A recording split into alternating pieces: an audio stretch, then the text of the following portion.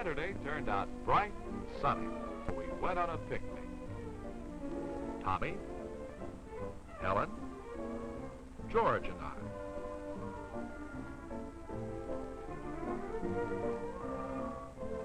We wanted to make a fire, so Helen and George went to gather wood, and I went for some fresh water.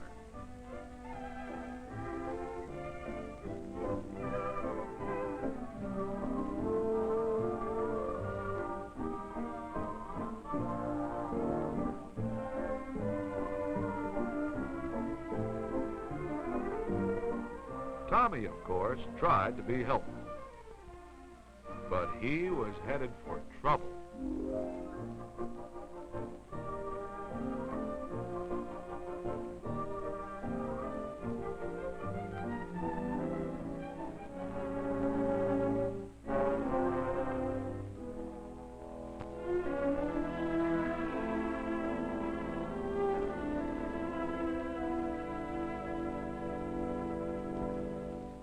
To start our fire, George crumpled paper, because paper catches fire easily. Then he put on some twigs. Twigs get hot and burn more quickly than bigger branches.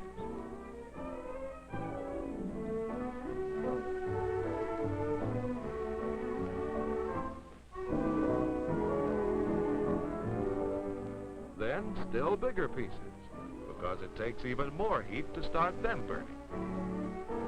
George piled them loosely so plenty of air could get to the fire.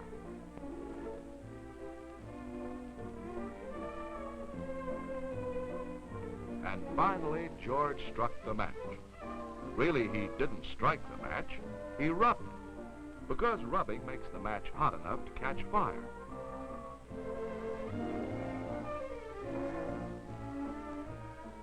Rubbing things together makes heat. You don't believe it, do you, Tommy? Well, try it for yourself. Rub your hands together, Tommy. That's it. Rub them hard and fast. That's it. Makes them hot, doesn't it?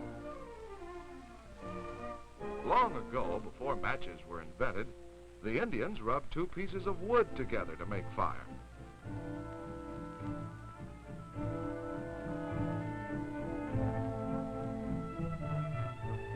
The Pilgrim Fathers made fire by rubbing flint and steel.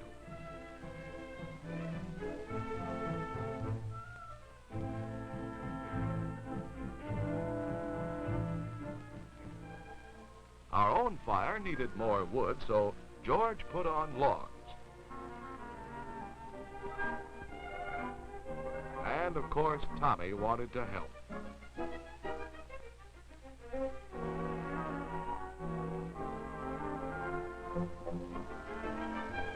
Too many logs may smother a fire by shutting off the air.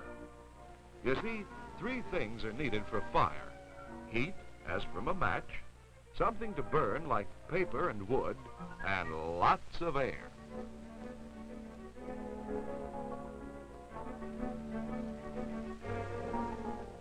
And Tommy didn't believe that either. So we decided to prove it to Tommy, that air is necessary for fire. First, we found some jars and cleaned them in a brook. An old candle from our knapsack furnished the fire.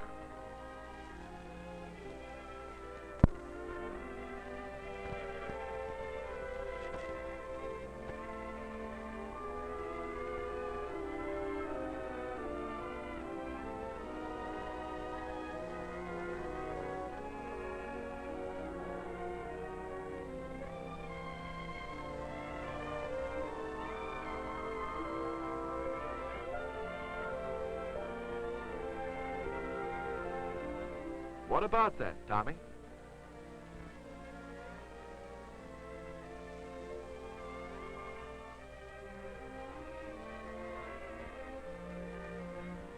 So then we decided to find out what would happen with different amounts of air.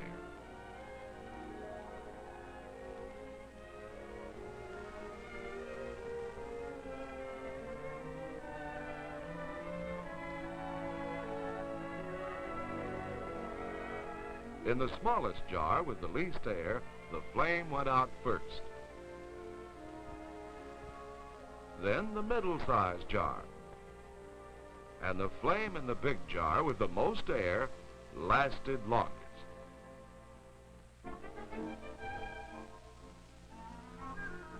Of course, our fire had plenty of air, and the best part of the picnic was putting the fire to work.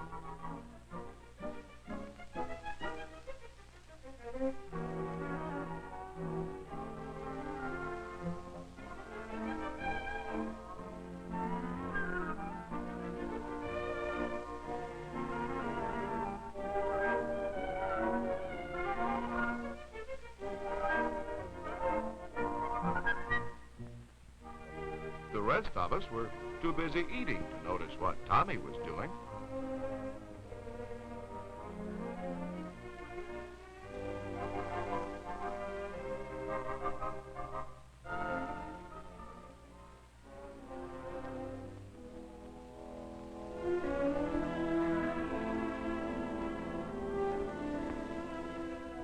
And then, like lots of things, just when you think everything is fine,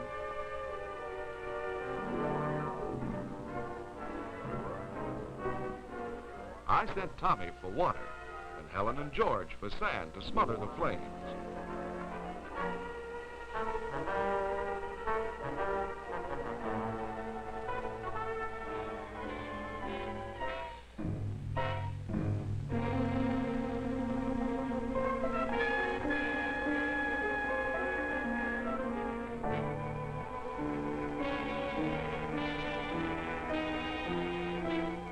In no time at all, we had the fire under control.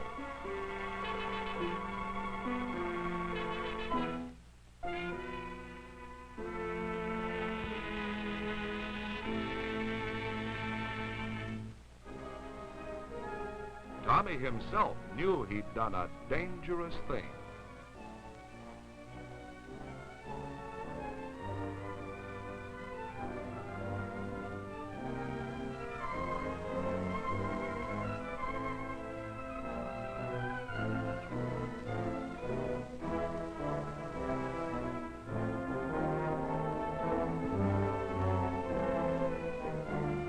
One tree can make 1,000,000 matches. One match can destroy 1,000,000 trees.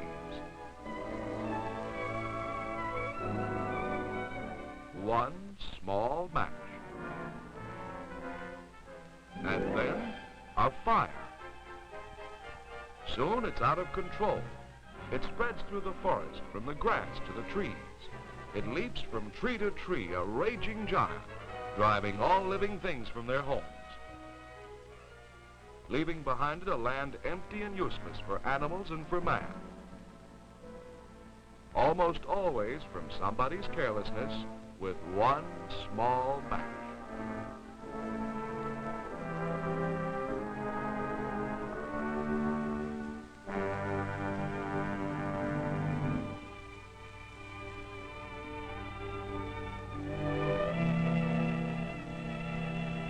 Before going home, we cleaned up. We wanted to leave the table and grounds the way we found them. George scattered the smoldering wood so there wouldn't be anything to burn.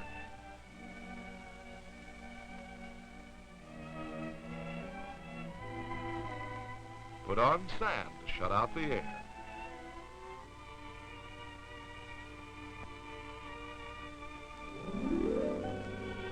Finally, I put on the rest of the water to cool the wood so it couldn't burn.